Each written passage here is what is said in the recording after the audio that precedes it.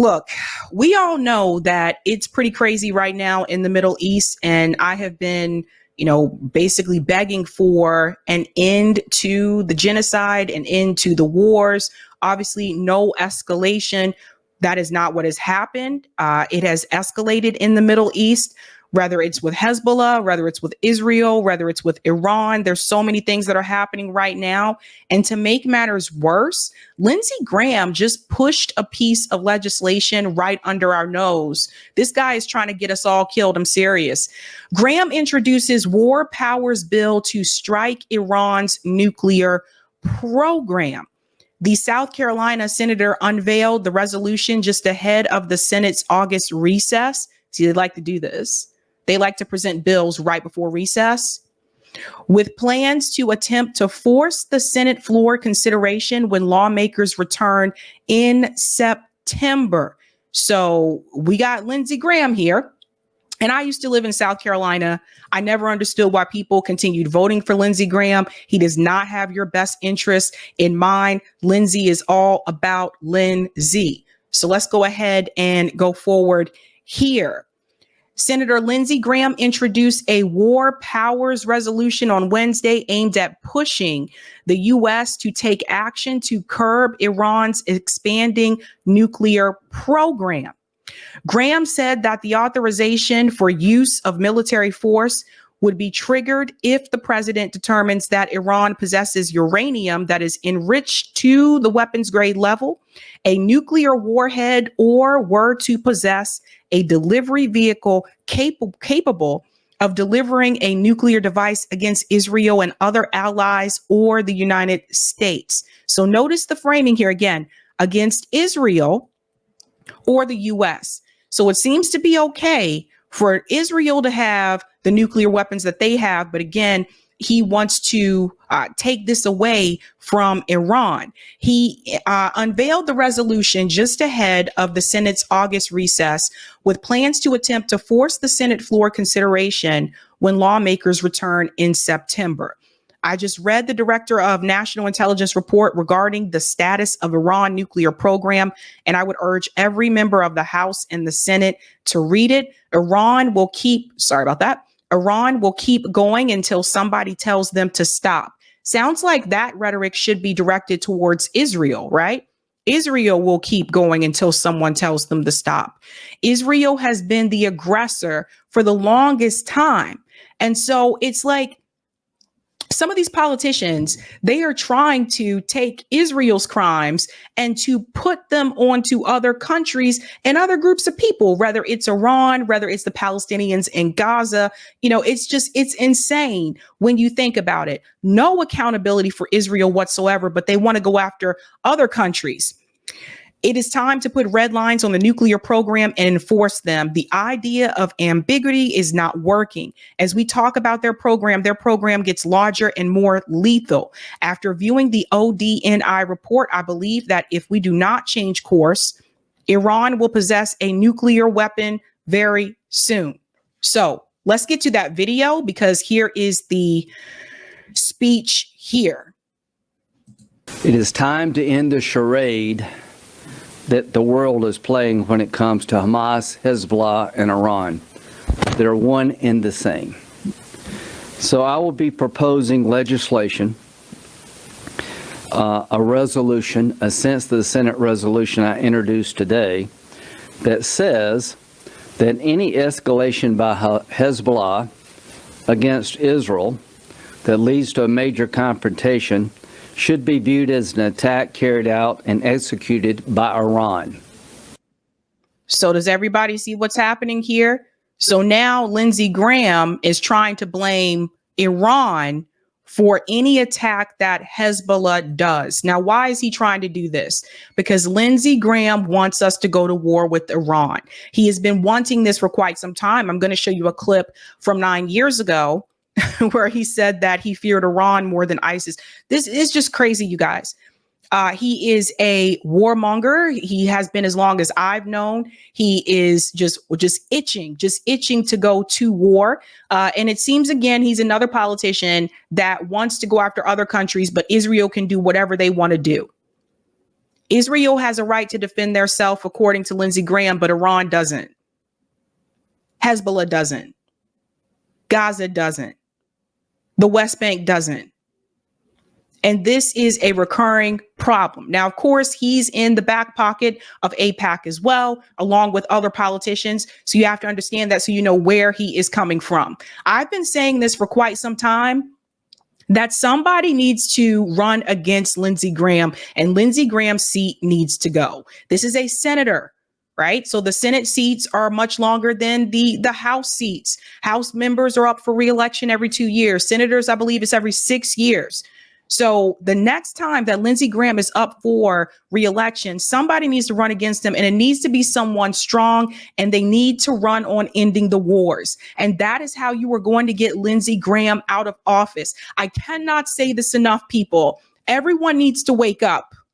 Okay, because Jamie Harrison was never going to beat Lindsey Graham.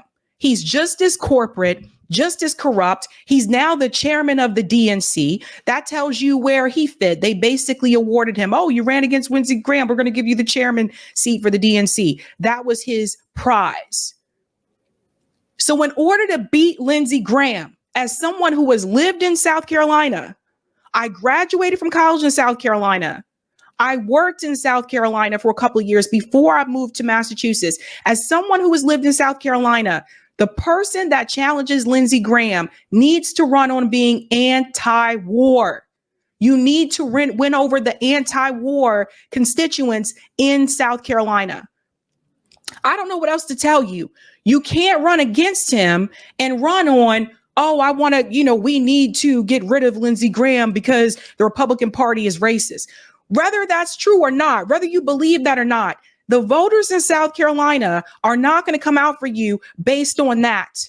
The way you get him out is you run on being anti-war and you call out his corruption. That's how you get him out. Let's go on.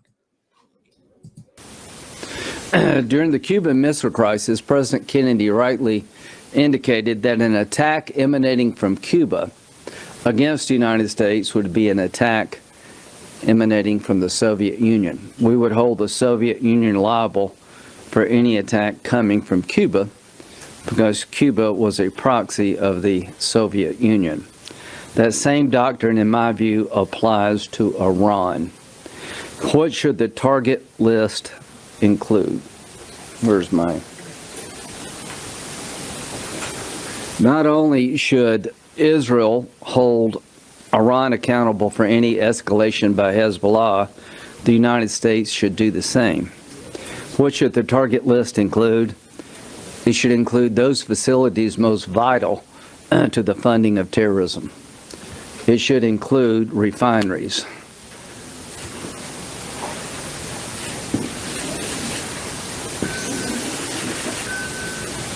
If Hezbollah attacks Israel, it's my hope they will have one less refinery than they do today. It is time to hit the Ayatollah in the pocketbook. His oil refineries are the lifeblood of his regime.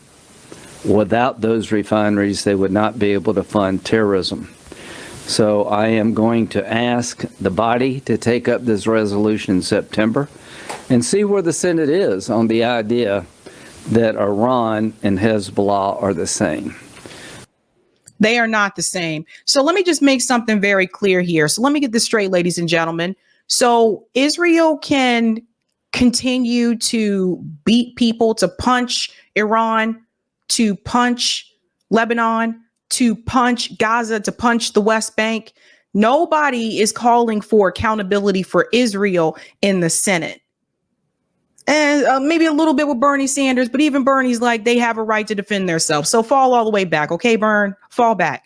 But the reality is, this is absolutely ridiculous. That's like, let's paint the scenario, okay? Let's say you and your best friend have a disagreement, okay? Let's say your best friend, what's a good one? Let's say that your best friend lied to you and told you that they were going to pick up your car and take it to the shop for you because you couldn't because you were at work. Let's just go with this, okay?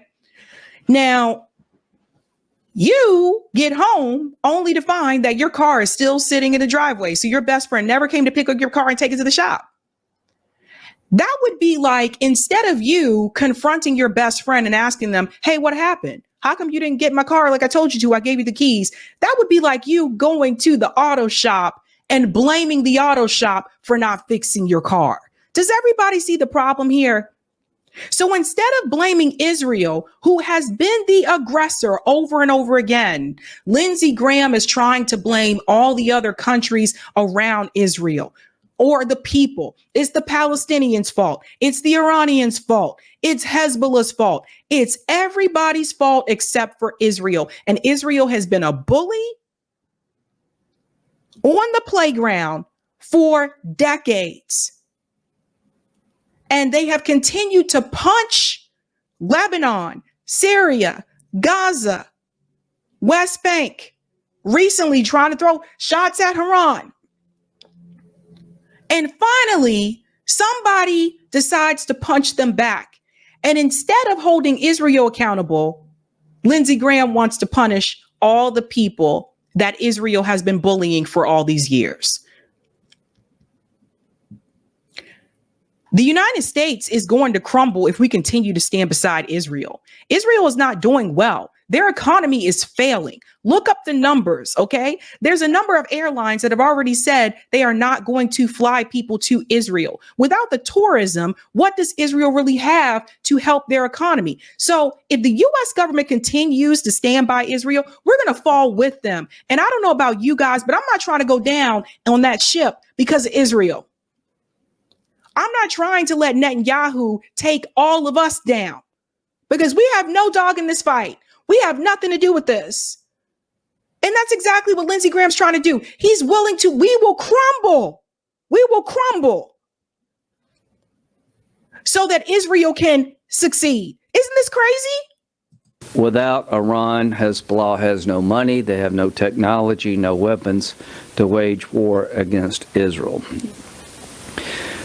I just read the Director of National Intelligence report regarding the status of the Iran nuclear program. It was unnerving. And I would urge every member of the House and the Senate to read it. The advancements made by the Iranian regime regarding weapons-grade plutonium is unnerving. Their ability to enrich to weapons grade is now a matter of weeks, not months.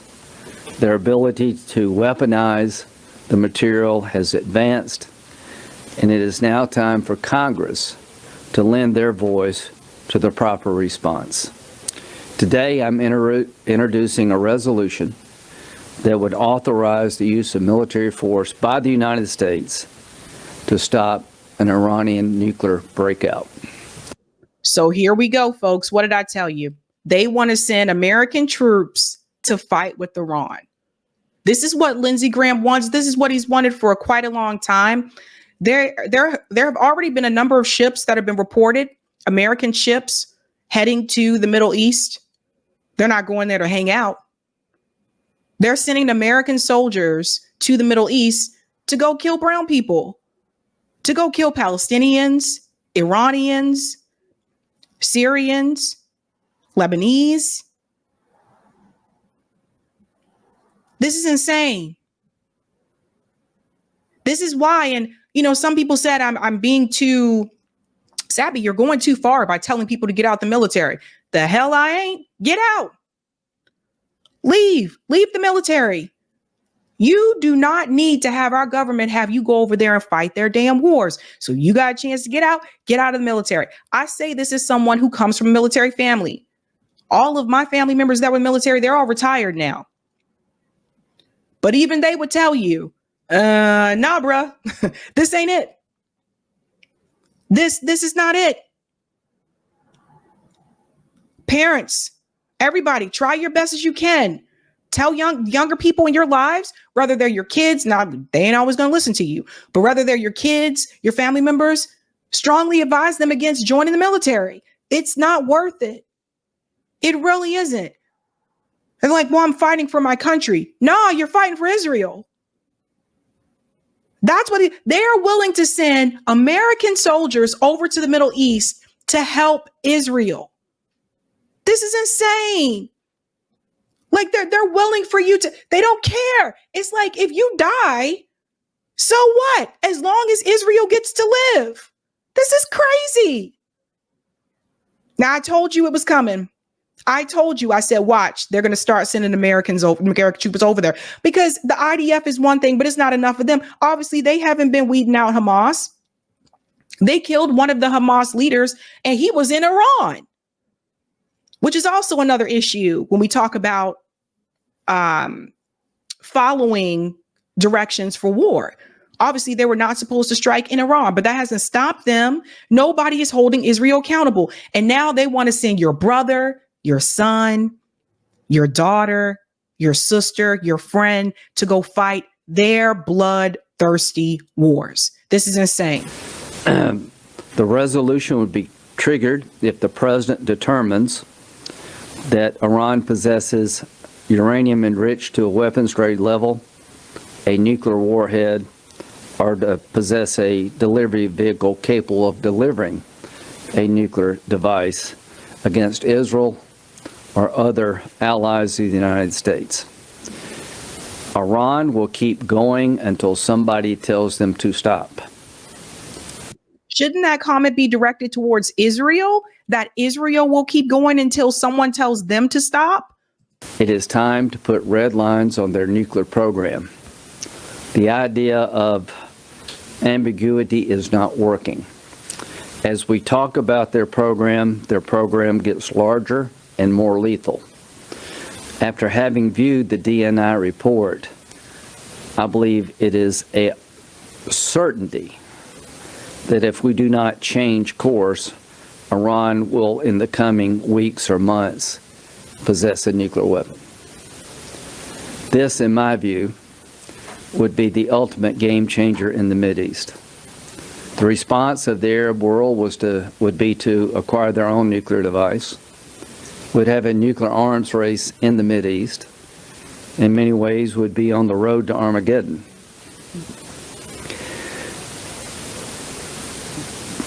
Hania, the negotiator for Hamas, is not a moderate.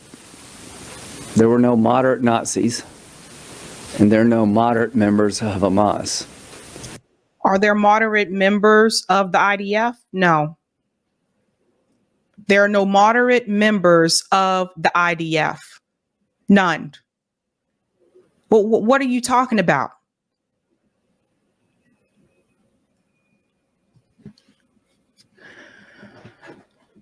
The old guard in Congress needs to be replaced. These people got to go. Lindsey Graham needs to retire. He needs to get out. Like, a lot of these people got to go. They are not moving in the direction the majority of Americans want to move in. And yet they're supposed to be the ones representing them. A lot of times, people like Lindsey Graham continue to get reelected because a lot of people are not coming out to vote, period. It's not like a lot of people in South Carolina are coming to vote for Lindsey Graham. It's just that the ones who show up to vote continue to show up. These people got to go. I said the same thing about Nancy Pelosi. I said, these people got to go. Nancy need to go.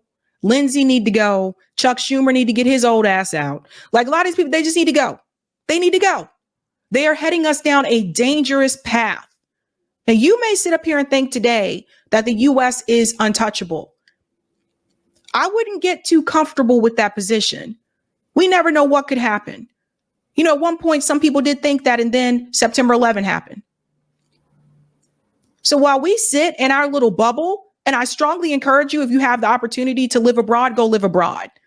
So you can see how other countries live, and you can see how the imperialism has affected some of these countries. You can see how the sanctions from the US government has affected some of these countries. So if you have the opportunity to go live somewhere, like, for example, Nico's living in Brazil, you have the opportunity to go visit some of these other countries that have been affected by US sanctions. I highly recommend that you do that so that you can see what has really become of those countries because of our government. And it's because of people like Lindsey Graham. And it's because of organizations like AIPAC. And it's because of all of these lobbyists And that is who our politicians work for. They're supposed to work for the people, but they work for the lobbyists. So I would like to see a movement happen in this country to get corporate money out of electoral politics. We tried the whole Justice Democrats movement where people were trying to get progressives to go change the Democratic Party. Obviously, it didn't work out the way that we thought it would. And that's because the party is still corporate. The party is controlled by big money interests. So you can send those people into shark infested waters. But are they going to get out alive? And so here we are. So nothing is going to change in DC as long as corporate money controls the politicians. This is why Occupy Wall Street, something like that movement, was so incredibly important. That's our enemy. Our enemy is not your neighbor. It's not your coworker. Although I know, some of us may have some issues with some coworkers. I understand. But ultimately, it's not that. It's Wall Street. All these corporations. When you saw all these people lose their homes, who was bailed out? Not the people who lost their homes. It was Wall Street. That's the enemy. We'll let him go on for a little bit more here. He knew what the organization was about, and I hold him responsible, as Israel did, for the attack of October the 7th. He was killed in Iran. Why was he in Iran? He was in Iran to pay homage to the new president of Iran, a so-called moderate. So now he is focusing on the killing of one of the Hamas leaders. He is focusing on the fact that he was in Iran to celebrate the new president of Iran. So that means he deserves to die? Instead of focusing on the fact that Israel attacked him in Iran, which is definitely a no-go. Definitely a no-go. But that's what he wants to focus on. We can't continue to be fooled by this. He's been itching to do this for quite some time. Here's a video from 9 years ago. Lindsey Graham on NBC? Yes, Lindsey Graham on NBC. 9 years ago. He's been waiting for this. Listen. Who's our enemy? ISIL's our enemy. Iran is our enemy. The senior leadership of Saudi Arabia told, yes, Iran is our enemy. They're a cold-blooded, cruel regime that's killed American soldiers in Iraq and Afghanistan. They're the leading state sponsor of terrorism. They've destabilized the region. They're building ICBMs. They've tried to create a nuclear program, not a peaceful nuclear power plant. I would say Israel destabilized the region when they decided to remove Palestinians from their home and make them refugees, sending them to other countries in the area, putting them in an open air prison, occupying them, oppressing them, taking their homes in the West Bank. I would say it was Israel that destabilized the region. But go ahead. Enemy of us. They're an evil regime. The president and the foreign minister are moderates masquerading as trying to be moderates when they're not. This is not a moderate regime. If they get more money, Chuck, from sanction relief, what would they do with it? Build schools and hospitals? No, they would advance their religious cause. They're the root cause of this problem in the Mideast as much as ISIL. All right. I fear them more than I fear ISIL. I fear Iran. You fear Iran more than ISIS. Absolutely. It's not even close. And Iran with a nuclear weapon is the nightmare for us, Israel, the entire region. Sunni Arab states will get a nuclear weapon of their own. You'll have a nuclear arms race in the Mideast. And the Iranians, their regime, cannot be trusted. And at the end of the day, Congress should approve any deal between us and Iran. And I believe there's growing bipartisan support that sanctions should not be lifted unless... So you hear that? That sanctions should not be lifted. That was 9 years ago. And second of all, I want to add this point when he talks about if they were to get money, imagine what they do with that money. Would they take it and build schools? No, they would use it to advance their religious cause. Well, we have plenty of money here in the United States. What do we do with it? Are we building schools? We're not even fixing the schools that are falling apart. We have under-resourced schools in this country. Are we doing those things? No. Who are we to tell another country what to do with their money and we can't even figure out what to do with ours? Keep an eye on this. Come September, that will be brought to the Senate floor. It always happens. They try to, sneak these bills in when we're distracted with something else, whether it's the Olympics, which a lot of people are watching right now. I am not. Or the Super Bowl. Anything that takes our attention away from what they're trying to present.